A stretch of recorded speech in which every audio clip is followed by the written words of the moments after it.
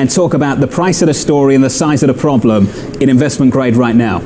We're just at the very beginning. I don't see it as something systemic, but I think we're going to get knocked about for quite some time. I'm so happy that this time is here. Gershon? This is what happens late in the credit cycle. I've been waiting for this. It's been 3 or 4 years. Sounds like you both have been. I have to answer the question, where are we in the credit cycle? And I'm tired of saying 7th or 8th inning. Yeah. Feels like game 3 of the World Series. We're about in the 15th, 16th inning right about now.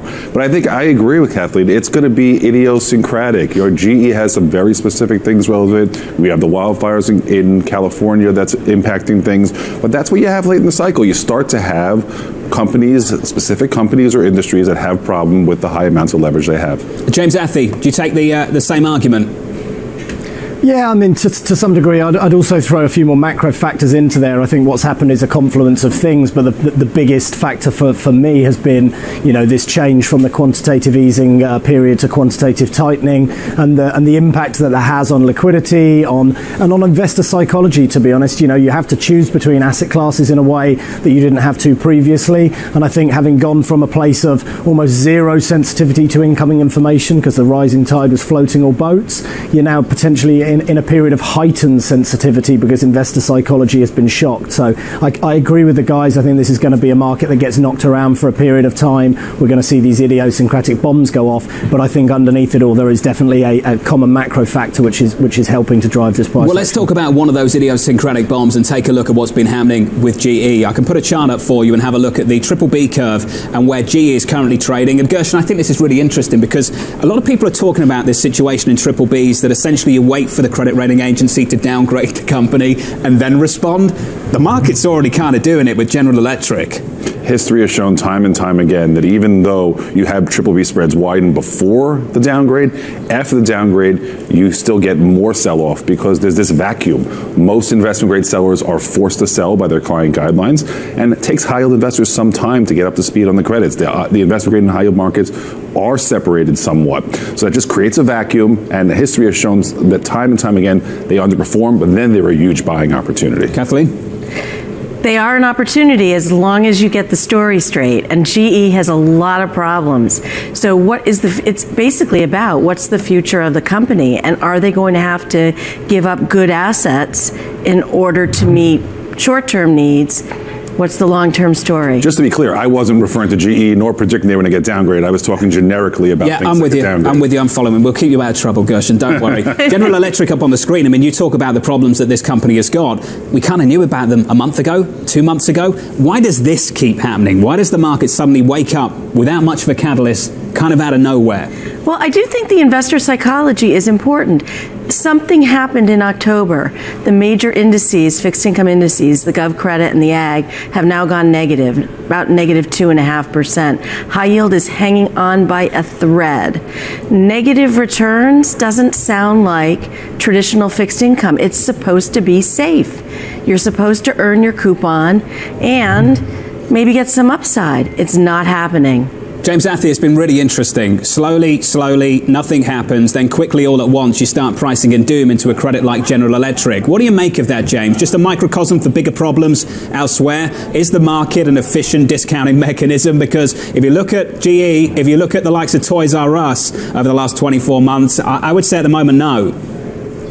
No, I would agree. I don't think it's efficient in that sense at all. And I think specifically the realities, if you like, the technicalities of the credit market is that secondary liquidity is pretty poor as a general rule. And relative to where liquidity would have been pre-crisis, it really is quite poor, especially considering the size of the overall market. So you get this water behind the dam effect, whereby investors are reluctant to be preemptive in selling out of certain names because they fear that they can't get back in. But there comes a point where that cracks, and then you see the liquidity story plays out with some really dramatic price moves. Gershon, what do you think of this triple B sort of debate at the moment, that there is this ticking time bomb and it's about to go off? It's about half of the investment grade universe. It's getting bigger. These companies have loaded up on debt. There's a lot of leverage there, and it's a problem that's brewing, and some people think it might be here. I think that's an oversimplification of what's going on, and probably a little bit too dramatic. Are we going to start having, again, at the end of the credit cycle, we start having situations where companies get into trouble because they put too much leverage on their balance sheet and their top line gets impacted. We see it time and time again.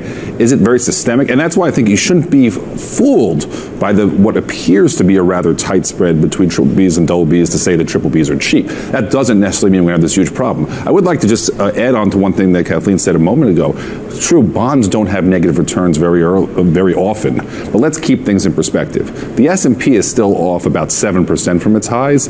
I didn't calculate the exact numbers. High yield's down somewhere 2-3%, investment grade probably a little bit less. So it's important to remember, almost every time that credit sells off, equity sells off a lot more, we just expect different things from bonds. Kathleen? We do expect different things, and what's interesting is the correlation between stocks and bonds is starting to really change. Bonds have been that anchor to windward. Now we're not seeing that. So you need to think about your fixed income differently. It's got to work a lot harder. It is not all about duration. It's credit, it's country, it's currency. Those are sources of return. So James Athey, we did experience that through October. Big gap lower in the equity market. I didn't see that bid into treasuries at the long end, into the 10-year, into the 30-year in a really material way. If I told you the size of the equity move and just told you to guess the bond move maybe 12 months, 24 months ago, you would have got it dead wrong, wouldn't you? In this environment, John, I don't want to sound too wise after the event, but no, I think I would have got it dead right, because again, the common factor which is driving these markets is, the common factor driving these markets is the change in stimulus that's coming from the Federal Reserve first and foremost, but actually global central banks. Essentially, bonds have got all the wrong risks for this type of stage of the cycle, you know. When inflation is rising, when interest rates are rising, that's exactly the environment that's going to eat away at that fixed coupon that you get from a bond market. And when the bond market was expensive across the piece, as it has been over the last few years, you really have very little protection against capital moves, and then investors are aware of that, and therefore once the sort of buy every dip mentality is shown to not be working, investors are going to be that much more flighty. Equities, conversely, they're more liquid, you're more able to get in and out, but at least they have the right kind of pro-cyclical risks, and it's that battle, it's that conversation which is going on amongst investors as they start to deal with what a decent growth environment, a divergent globally growth environment, but central bank tightening all mixed together, what that means for a portfolio. I totally agree with Kathleen. This is about running less beta. This is about being choosy and allocating carefully between individual names and credits, countries, curve, etc., etc. You'll forgive me for laughing, James Athey. I'm sure you would have got it right. Other people would have got it wrong. Let's be clear about that. Gershon, I've come back to this theme a couple of times on this programme. Are we sitting here saying that the risk is in the risk-free asset? Is that what some people really think? You're talking about treasuries? I'm talking about treasuries in general, yeah. Well, look, I think we are seeing signs that inflation is picking up. There are reasons for it, and that is certainly something we're going to be talking a lot more about over the next few months and years. I agree mostly with the short-term perspective that one has to be very, very cautious here, but one also has to remember where returns come from. Yields across the board in the U.S., whether you're talking about treasuries or corporate bonds, are higher than they've been in a long, long time, which means that there is more room to absorb bad news. There's more room to absorb yields going up. And I think when investors look back at this time period, if they're thinking more of a 3 or 5 year time period, the opportunity for returns in fixed income, the risks might be high, but the opportunity hasn't been as high in a long time as well. James, I want to begin with you and get to the recent comments from Rich Clarida, the Vice Chairman of the Federal Reserve, speaking to CNBC, saying the following, and I think it's really interesting. If you're in a dark room, especially without your shoes on, you want to go slow so you don't stub your toe. So I think data dependence makes sense right here. James, I think the market's taking this as a Federal Reserve that's about to slow down the pace of rate hikes. What did you take it as? Yeah, I mean, I'm going to be opposing that, John, to be honest.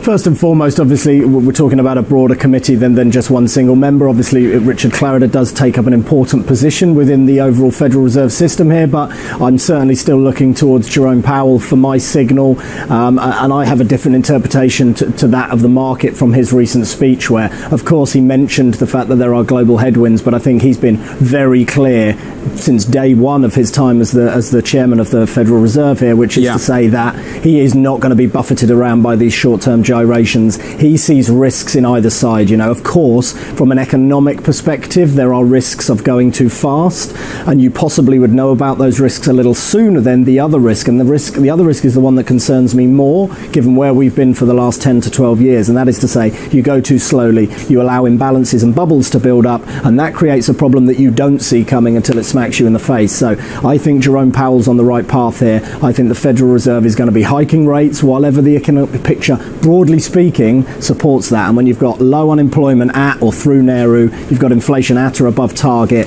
you've got above potential GDP growth, you've got wages which are not only rising but rising at an increasing pace, that's a clear signal, a clear signal they need to be hiking. So let me put you on the spot, James. Would you fade the bid that came into the front end off the back of those comments? Absolutely, yeah. That's something that we've been looking at this afternoon. We have some positions on which actually have benefited from this, so there's potentially things I can do. Taking chips off the table is also new risk. I would look at Z9 euro dollars, for example. That was trading at nearly 330 a couple of weeks ago, and that's down at 309, 309 and a half. That really is pricing around 1.5 hikes for 2019, and it's really got a constant kind of 30 basis points LIBOR OAS spread. I think the risks are aggressively in the other direction in that sort of instrument. So definitely something I'll be looking at. Kathleen? I think that you're seeing Jerome Powell be quite a swashbuckler. I wouldn't really describe a central banker in ways such as that, but he's really finessing it. They're on a mission. They need to get to normal in a fair amount of time. There's a lot of noise out there. The trade war issues are weighing on the market, and the dollar has actually been impacting U.S. companies. Strong dollar, not good for earnings. He's just talked the dollar down. That's a big boon, and it allows the Fed to still keep on its mission. It's a small bull steepener to end the week, but I think whenever there's a bull steepener, it always gets my attention, Gershon. It gets yours? Yeah, as much as I'd like to disagree with my esteemed friends over here, I think we're being very inconsistent here. When the Fed kept rates very, very low, the mantra was, we'd rather err on the side of caution. We really don't want to upset the recovery. And now we're all concerned that the Fed is going to go the other way and be much more aggressive than they should be. They're supposed to pay attention to the inflation numbers. They are supposed to keep on going on this path. They're not supposed to pay attention to these short-term things. Yeah. And they're supposed to hike 4 or 5 times next year and get to the mid 3% level on overnight rates. So Gershon, I want to get the dot plot up because I think many people out there have sort of pitched this battle between the Federal Reserve and the market. I'm trying to understand what the Federal Reserve actually is in that scenario, because we use the median dot for 2019 as the median dot versus the market. But if you look at what the Federal Reserve really is doing right now, they are all over the shop through 2019. They could quite easily meet the market just by a couple of individuals shifting lower through 2019. So the median dot is sort of a little bit of an illusion, a distraction from a lot of confusion at the Fed as to what 2019 will bring. I think that's right. There's probably more dispersion in opinions of the Fed than there's been in a long time, which means that you should have volatility in markets. You're supposed to, whether we agree or not with the bull steepening that's happening today, we're going to move a lot with sentiment because people really aren't sure. I'm not sure either. I think I know what the Fed should do. I can't tell you if I was the Fed, I'd be a lot higher already today. Yeah, we could have like 60 minutes talking about should and shouldn't. It's would and won't. Right. It's going to make you all lose your money, Kathleen. They're going to go higher. That's what I know for certain. And forget all the other noise. It's a waste of time. It's a guessing game. But they've got to move higher. That's where they're going. You're going to get sell-offs. This is going to be a great buying opportunity for a long time. Guys,